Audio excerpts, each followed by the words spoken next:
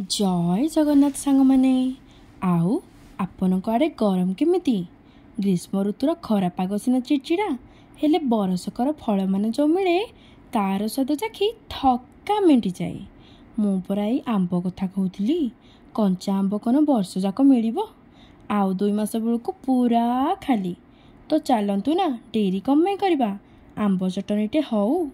मो बोऊ ना भारी भल आंब को आनी चोपा छड़े चुनु चुनु कर काटिदेले आउ मु ताकू ढाली देली ग्राइंडर डब्बा भितर आउ सेथिरे देली जोड़े जीरा सुखिला लंका कंचा लंका आउ अदा संगे स्वाद अनुसार लुण तापरे हाल्का टिके पानी दे चलई देली ग्राइंडर मेसीन आउ तापरे कौन रेडी हो गला आमर आंब चटनी। आउ बापा को सब बेले मीठा चटनी भल लगे आउ मो चटनी चीनी पकेले बिल्कुल भी खाएनी से आम बाप झील भाग बांटी देली अधा अधा आउ गोटे गिनारे ढाली देली चामुची चीनी आउ तापरे कौन ओल्टेई पलटेई सल्टेई खट्टा मीठा आंब चटनी हो गला रेडी। तो सांग माने चटनीर पाग आपण मानकु केमती लागिला कमेंट बॉक्स रे निहाती जनइबे।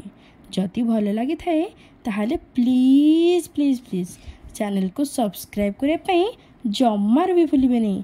रही जय जगन्नाथ पुन देखा नेक्स्ट वीडियो रे बाय।